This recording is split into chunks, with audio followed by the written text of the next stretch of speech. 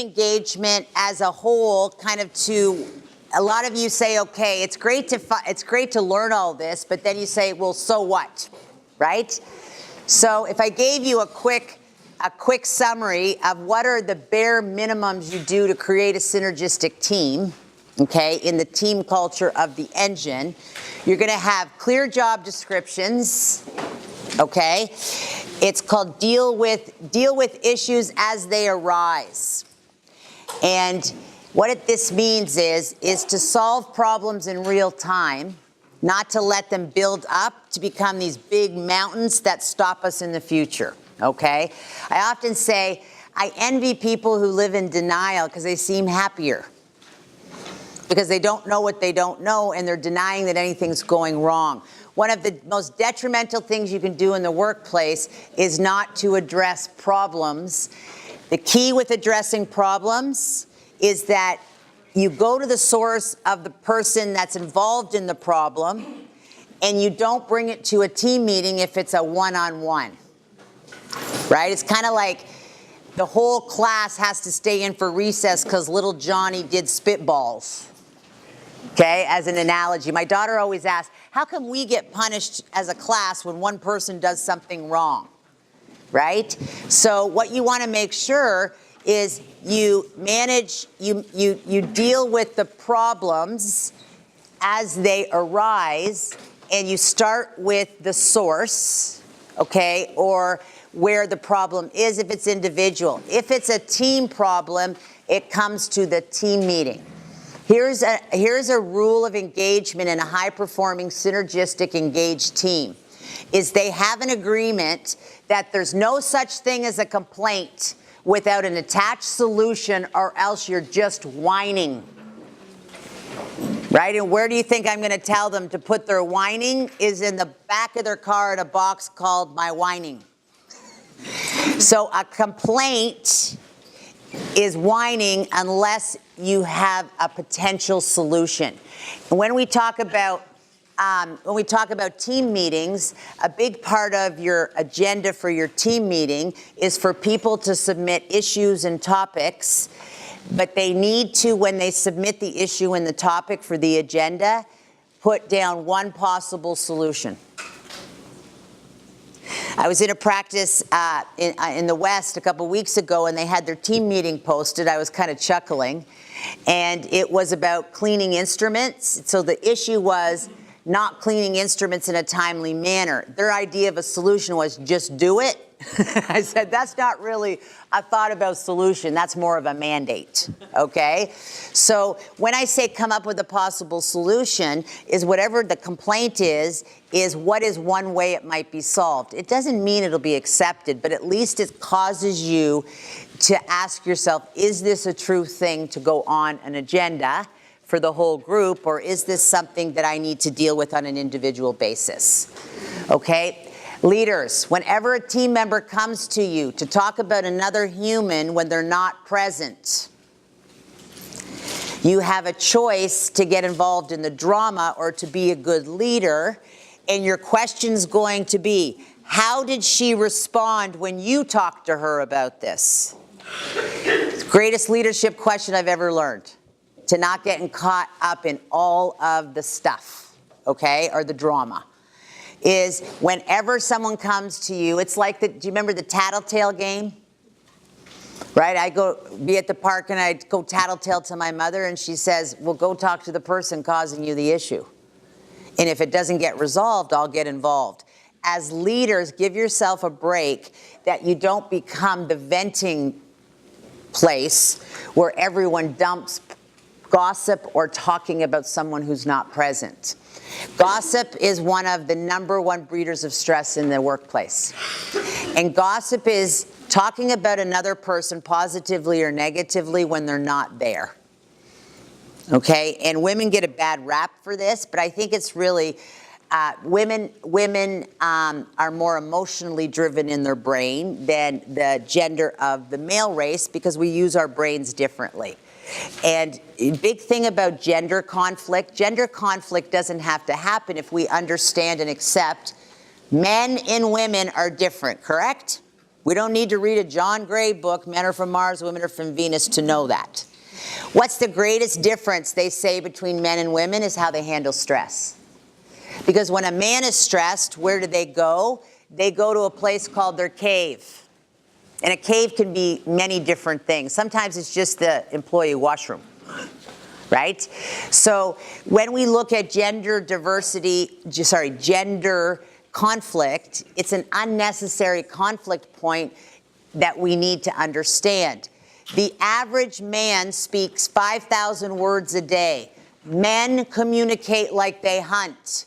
Find it, kill it, bag it, and move on. And when they're done with their 5,000 words, it doesn't matter what you do, they're done.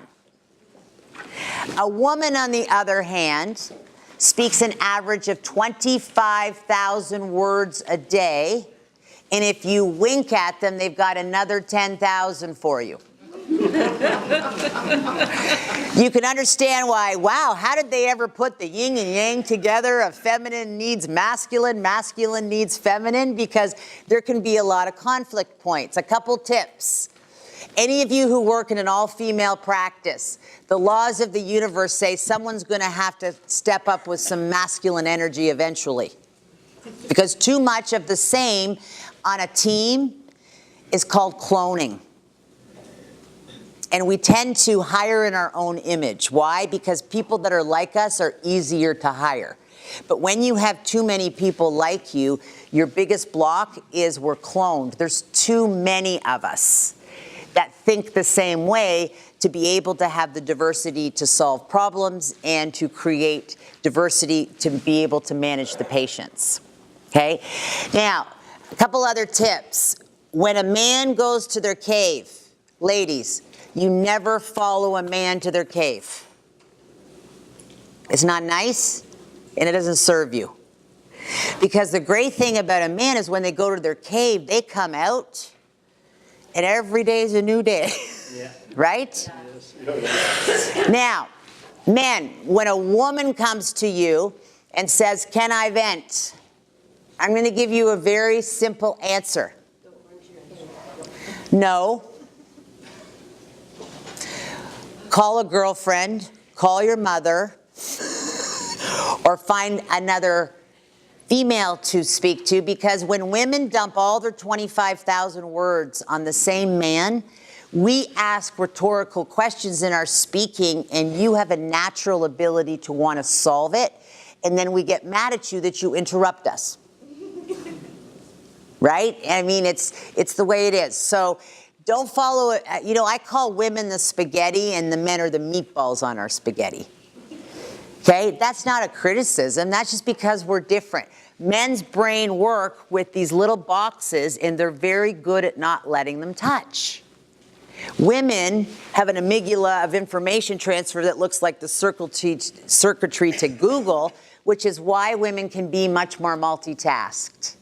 If you've ever had a wonderful meatball in your life and you've asked them to run an errand with all 3 children, I can't possibly do all that at once.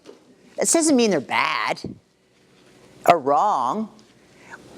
When you want to leave a list for a man, you draw in meatballs, in circles. They can check off 1 meatball. A man has 1 meatball for their mother, 1 meatball for their father, 1 meatball for their wife, 1 meatball for each dental person. They have a meatball for each operatory. Why do you think male dentists say the #1 stressor of their day is checking hygiene?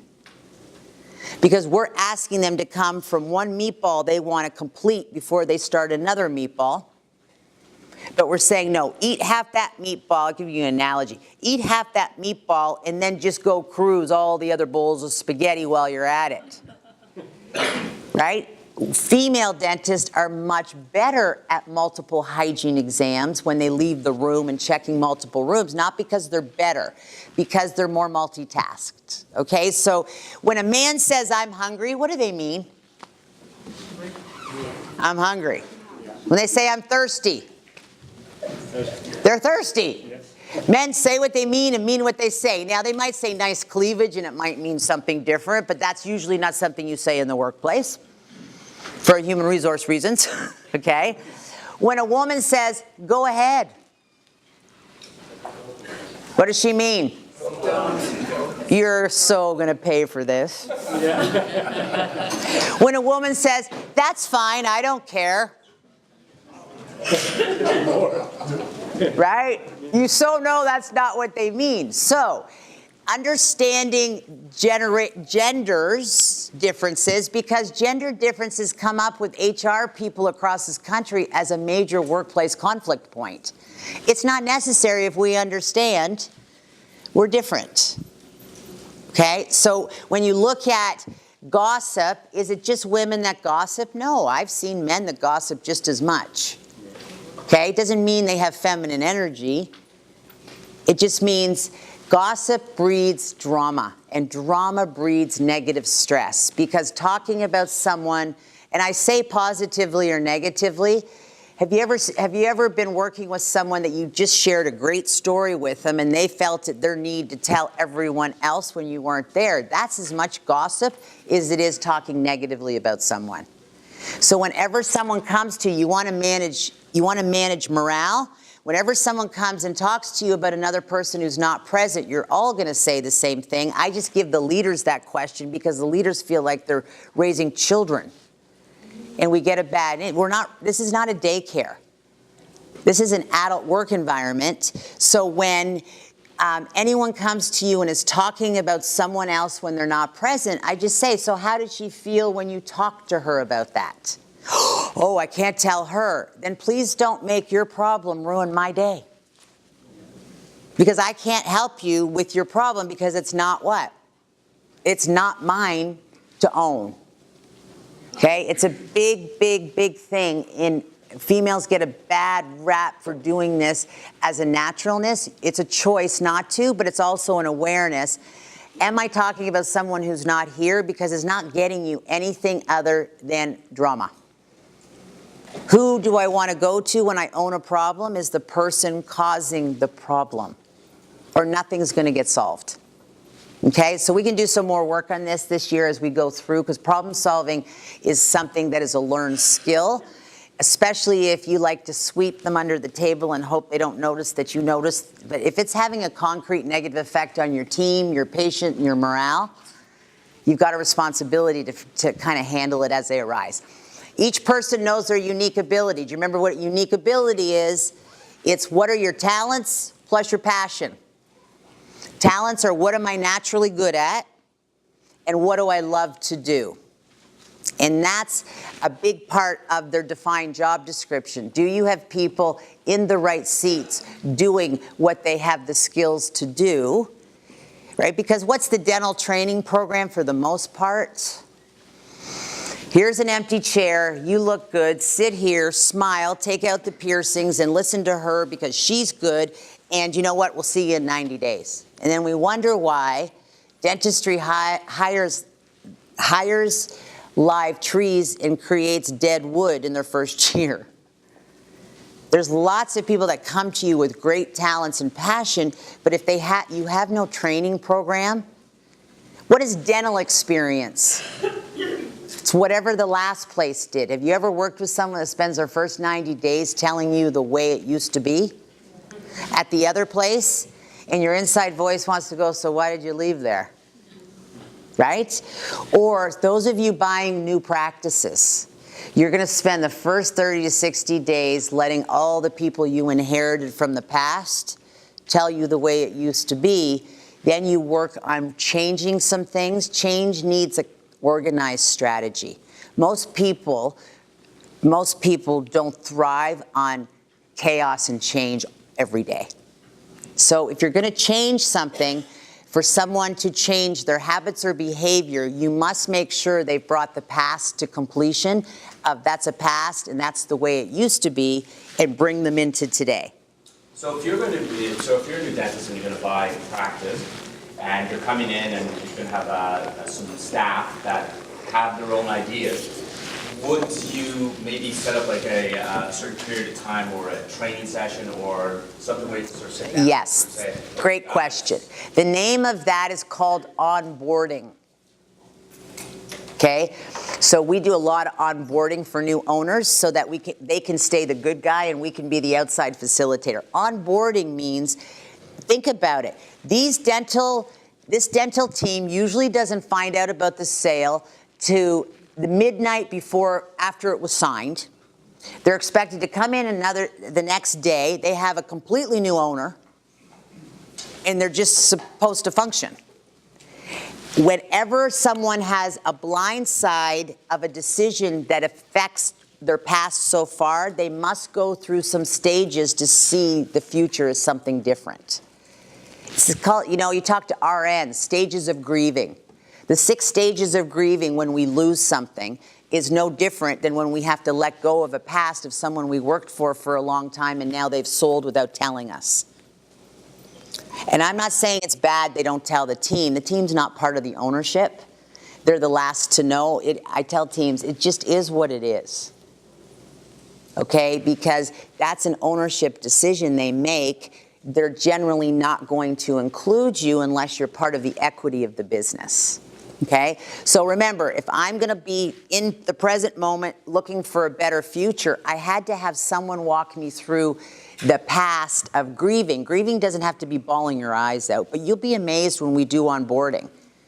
They're sad, or they're scared, or they're fearful, or what's going to happen, and why didn't he tell me, and I've loved them, I've been here forever. It's like the previous owner died. And even when they stay on, they punish the poor previous owner for many, many weeks if we let them. So absolutely, one of the best things you can do if you're buying the goodwill of another owner and a patient base is to do an onboarding day with the team that you've now inherited. Then they know what to expect. And a suggestion is you get them to tell you all the things that worked in this practice. What's the 3 rules of change? What's working so we can do more of it? What didn't work so I can help you create a different way? And if we don't know if something works or not, we're going to find out. And be careful not to change everything at once in your first 30 days. It causes a lot of unnecessary caca, I call it. Okay, or imagination. All right, so each person knows their unique ability, and you have team meetings. What do you think is the frequency I'm going to say you have team meetings? Is once a month. But you need to do it in the first 2 weeks of this month if you're going to talk about your results of last month so that we can at least be fresh and at least remember. And the goal of team meetings is come together as a group. Here's the thing. I need to give you some facts.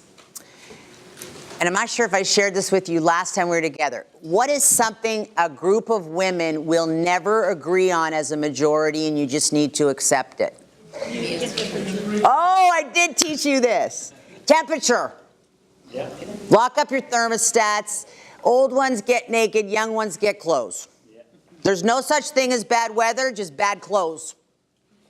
Save your hydro bill. Because you're going to have you would believe some of the expense analysis we do on hydro that they can't believe. And I said, that's because you've got many generations of women at different temperature modes throughout the day. Okay? And what was the second thing women never agree on? Music. Okay? So sometimes you got to take a leadership prerogative of what are you going to take control of. If music or temperature is on a team meeting, I tell you to cross it out with a black Sharpie. Because that's all the meeting will encompass. Because there is going to be no outcome of that that's going to be anything productive, right? Okay. So when you do your team meetings, is you don't have an agenda that has issues without a possible solution to review that.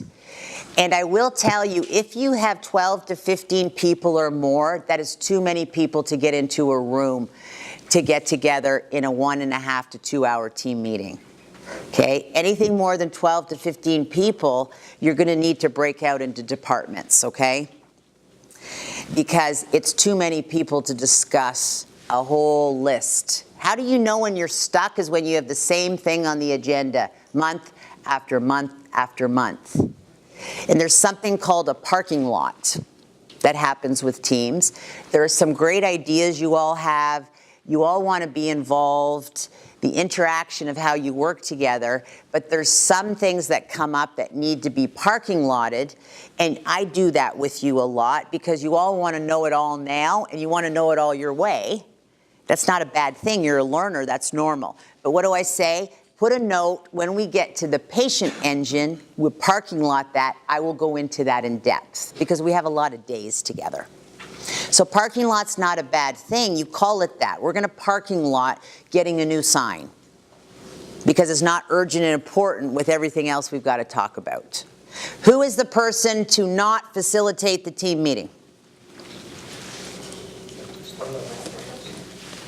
The owner. Okay, you have biases. If you're the facilitator, they will blame you later. So what the ideal part is in a synergistic team is you take turns facilitating because the facilitator of the team meeting is using the agenda as their guideline. You assign someone to take notes of what's the result or the action, and you move forward.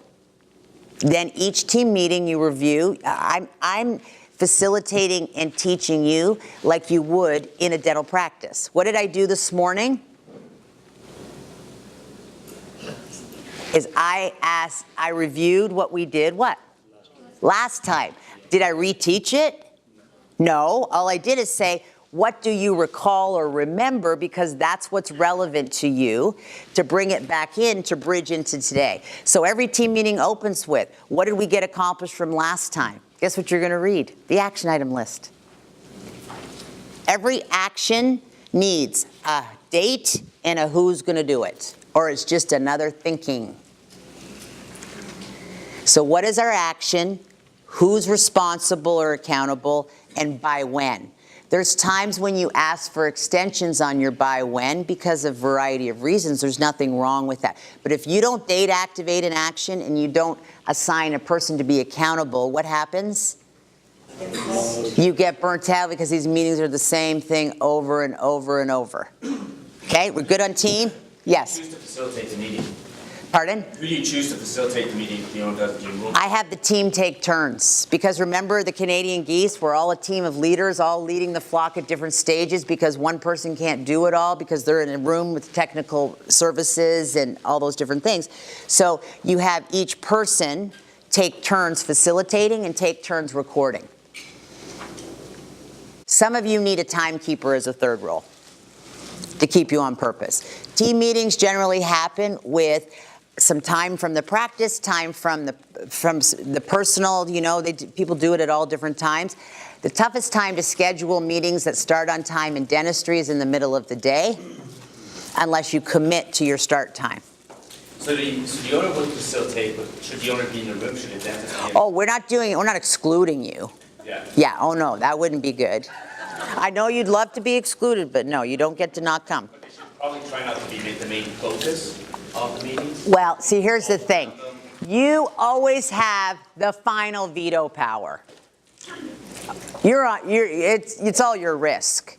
But you won't allow people's creativity to come out if you're standing up there if you sign their check. Right? It's just the nature of it. So you're in the room contributing actually, and you know when to call veto power, or you call parking lot, or you call agreement. And you'd be blown away the ideas that you all have that when you come together and you put them in place.